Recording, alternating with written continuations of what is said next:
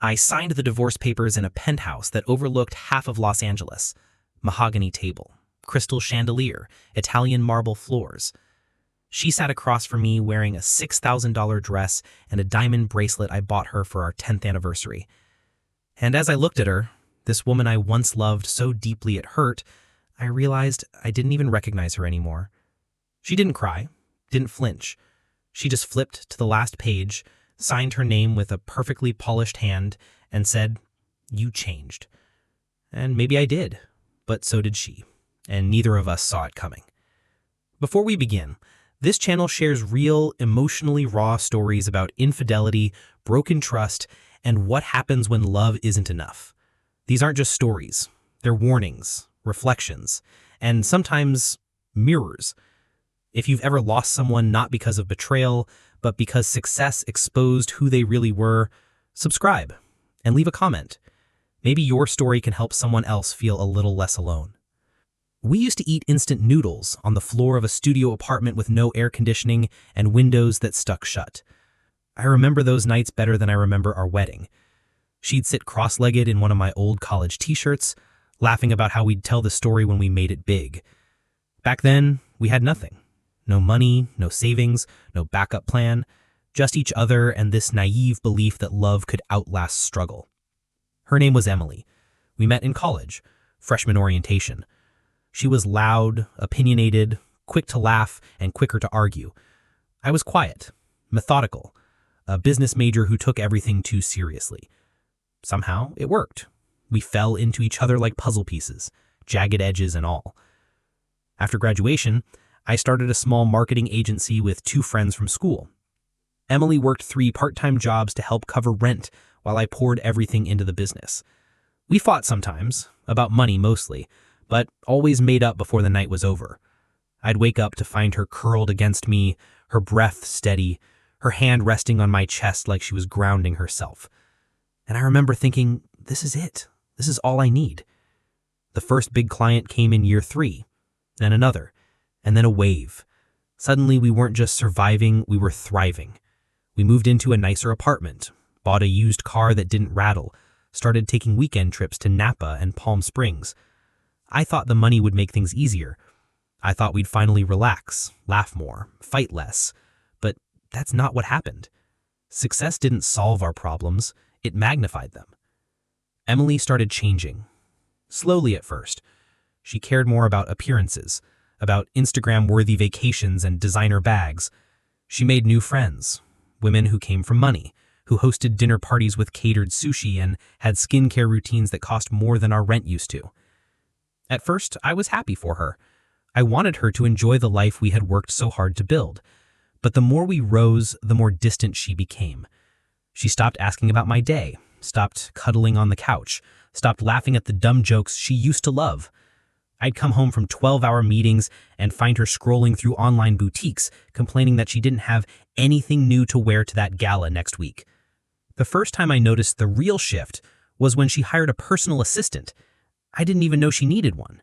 "She helps me stay organized," Emily said, brushing it off. But the woman practically moved in. Suddenly, our shared calendar became hers alone. Dinners were planned around her events. My birthdays became afterthoughts. We still slept in the same bed, but it felt like there was a wall between us. I tried to talk to her, to reconnect, to remind her of those nights eating noodles on the floor and dreaming of something bigger. She smiled politely and said, "We're not those people anymore." And she was right.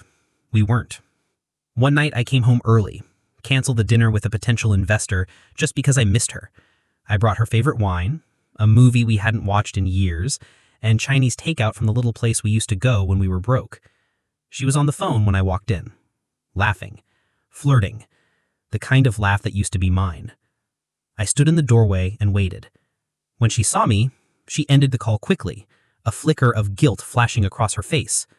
"Who was that?" I asked. "Just a friend," she said. "A friend? You wouldn't know him. He works in PR." That night she didn't touch her food, didn't touch me, just went to bed early with her back to me, leaving me alone with a cold spring roll and a pit in my stomach. Over the next few weeks, I noticed more. Secretive texts, sudden schedule changes. Late nights out with the girls that never ended with any photos or stories. I didn't want to believe it. I didn't want to be that man, the one who got rich and then got cheated on. But wealth doesn't buy loyalty. It just gives people more reasons to pretend. One morning I asked her directly, "Is there someone else?" She didn't answer, just stared at me, then said, "I don't think I love you the way I used to." That was it. No apology, no confession, just a quiet, devastating truth dropped in the middle of our marble kitchen like a grenade. I moved out 2 days later. She didn't ask me to stay. She kept the condo, the assistant, the friends who smiled at me politely but never really saw me, and I kept the silence, the shame. I moved into a hotel for the first 2 weeks. I told myself it was temporary, that I just needed space to think, to breathe. But deep down, I knew the truth. We were done. Not because we couldn't fix things, but because we no longer wanted the same life. Or maybe because we no longer wanted each other. I went to work every day, wearing a mask. Meetings, calls, investor pitches, it was all muscle memory at that point. Nobody at the office knew. I kept my voice steady, my tie straight, my lies rehearsed. She's at a retreat. She's visiting family. We're taking some time. All of it fake, all of it easier than admitting the woman I built my empire with no longer saw me as part of her future. One night, Marcus, my business partner, invited me out for drinks. I tried to decline, but he wouldn't take no for an answer. We sat at the rooftop bar of a downtown hotel, the city lights below us like 1,000 tiny promises no one keeps. I drank too much, told him everything. The cheating, the distance, the emptiness. He didn't interrupt, just listened. When I was done, he said, "You didn't fail her. She just changed. Money does that to people." I hated how true it sounded. I wanted to believe that love could survive anything, but now I knew. It doesn't survive silence. It doesn't survive resentment. It doesn't survive two people walking side by side in different directions. After that night, I stopped pretending. I filed for divorce. My lawyer was efficient, cold, ruthless. Hers was worse. Suddenly, the woman who used to fall asleep on my chest was demanding half of everything, plus the vacation house, the car, and the art we bought together in Barcelona. "It's just business," her lawyer said. But it wasn't. It was betrayal disguised as paperwork. We met once for mediation. She wore a tailored white suit and didn't look me in the eyes. When they brought up the beach house, she said, "He never even liked it there." Like that erased the memories of our last real vacation. I didn't fight her. I let her have most of it. Not because I was weak, but because I didn't want to be tied to her through things. I walked out of that meeting with a fraction of the wealth I built and none of the person I built it with. And still, I felt lighter. For the first time in years, I could breathe. I rented a small apartment overlooking the ocean. Nothing fancy, just a place where I could wake up without reminders. I stopped going to the fancy restaurants. I started cooking again, badly at first. Burnt eggs, soggy pasta, but it felt good. Grounding. Real. I kept one photo of us from the early days. Her hair tied up, no makeup, sitting in my lap with a slice of pizza and the biggest smile I'd ever seen. I didn't keep it because I missed her. I kept it to remind myself of who we used to be, who I used to be. I think the worst part of losing someone isn't the moment they leave. It's the slow erosion that comes after. It's the silence when you realize no one's waiting for you at home. The way you instinctively reach for your phone to text them something funny, only to stop halfway. The empty side of the bed, the quiet dinner table, the absence that echoes louder than any argument ever could. But with time, the ache dulled. I filled my life with other things.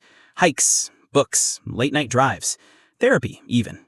I stopped blaming myself, stopped replaying conversations, stopped wondering if I could have done more. Because the truth is, I gave her everything. And it still wasn't enough. Not because I was lacking, but because she wanted something else. Something I couldn't be. Or maybe didn't want to become.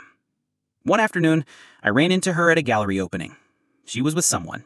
Tall, polished, probably rich. She saw me. Smiled that polite, distant smile people wear when they're trying to look like they've moved on. I nodded. Didn't approach. Didn't need to. I already knew everything I needed to know. I went home that night and sat on the balcony, sipping whiskey, watching the waves roll in. And for the first time since it all fell apart, I felt okay. Not happy, not healed, but okay. Like maybe this too was part of the story I needed to live through. Like maybe losing her was how I'd finally find myself. Weeks turned into months. The apartment, once unfamiliar, started to feel like mine. I rearranged furniture, hung a few cheap paintings I picked up from a street artist in Venice Beach, and finally bought real plates instead of eating off paper ones like I was still in college. It felt good to build something for myself again. Quiet. Simple. Undistracted by trying to impress anyone. Work kept me busy, the company was thriving. Ironic, considering how hollow it all felt without her to come home to and share the wins. At first, I used to imagine calling her after a big deal closed. I'd picture her reaction, the way she used to jump and hug me when we landed a new client. But those versions of her only lived in the past now. The Emily I once knew was gone, or maybe buried under layers of wealth, status, and expectations that I no longer fit into. People asked me if I'd date again. Friends tried setting me up. You're a catch, they said. Smart, successful, stable. But I wasn't interested in being a catch. I was interested in being understood. I wasn't ready to hand my heart over to someone new, not when I was still sweeping up the pieces of what had been shattered. One night, I got a message from an old college friend, Rachel. We hadn't spoken in years. She'd moved to Portland, started a nonprofit. The message was simple. Saw your name in a business article. Proud of you. Hope you're doing okay. I replied, slowly, cautiously. What started as a few messages turned into long calls. Not romantic, just honest. She was going through a divorce deal. Different reasons, same weight. We talked about everything. Grief, forgiveness, shame, the odd freedom of starting over in your late 30s. She reminded me of the version of myself I used to like. The dreamer, the builder, the one who believed in love before it became a transaction. We never talked about meeting up. We didn't need to. It wasn't about fixing each other. It was about remembering that we weren't broken beyond repair. One day, I walked past a couple arguing on the sidewalk. The woman threw up her hands and said, "It's not about the money. You just don't listen to me." And something about it struck me. Maybe that had been us. Not the money, not the houses or clothes or dinners. Maybe we just stopped listening. Maybe success made us deaf to each other's needs. Or maybe she listened and just didn't like what she heard. I went home, took the last photo of Emily and me out of the drawer, and stared at it for a long time. Then I tore it in half. Not out of hate, not even out of hurt, just closure. Quiet. Final. Deserved. I'm not angry anymore. I don't replay our fights in my head. I don't stalk her life online or wonder if she's happier. I don't need to know, because I'm not in that story anymore, and neither is she. These days, I live differently. I don't chase, I don't beg, I don't try to prove my worth through gifts or status. I cook for myself, I listen to jazz in the mornings, I go on hikes without documenting every step. I love slower, softer, wiser, and if love ever finds me again, I welcome it. Not because I need someone to complete me, but because I've already made peace with standing alone. That, I think, is the most valuable thing I've earned through all of this. Not the money, not the business, not even the freedom, but the clarity. The unshakable truth that success means nothing if you lose yourself chasing it. I gave a woman the world, and in the end, she asked for more. Now I give myself peace, and it's finally enough. One Saturday morning, I walked past a park I hadn't visited in years. Children laughed on the swings, couples sipped coffee on benches, joggers passed with focused faces. Life, in all its normal beauty, moving forward without fanfare. I sat alone on a bench and watched, not bitter, not lonely, just present. An older man beside me, maybe in his 70s, leaned over and said, "You look like someone who finally let go of something heavy." I smiled. "Yeah," I said. "I guess I did." He nodded like he understood. Maybe he did. Maybe everyone carries something they were never meant to hold forever. That night, I opened my journal, the one I'd started when everything began to fall apart. I flipped through pages stained with grief, confusion, and late-night regrets. And then I wrote something simple, just 2 lines. She loved the dream, I lived the work, and in the end, the dream left when it no longer sparkled. That was the truth, wasn't it? She had fallen in love with the promise of success, the image, the fantasy. I had fallen in love with her, and we both got what we wanted. just not together. Sometimes I wonder what would have happened if we'd stayed poor, if we'd never made it, if we were still sharing takeout on the floor and dreaming together. But I think deep down, I know, we would have broken anyway, because money doesn't ruin people. It reveals them. And when the dust settled, it revealed two people who were only good at struggling together, not living in abundance. I don't hate her. I don't wish her pain. I hope she's happy. I hope he brings her the sparkle she thought I lost. I hope she remembers the version of me that brought flowers just because, that built a life from nothing, with bare hands and borrowed hope. But I don't need her to remember, because I remember.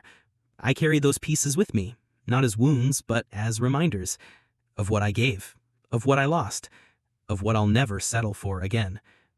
Now when people ask if I'm married, I just smile and say, divorced, but better for it. And I mean it. Because losing someone who doesn't value you is never truly a loss. It's a release, a return to yourself. I don't know what comes next. Maybe I'll fall in love again. Maybe I won't. But either way, I'll be okay. Because now I wake up every morning with the quiet knowledge that I survived something that once tried to break me. And from where I sit now, the world is wide open, the past is quiet, and the future, finally, belongs to me.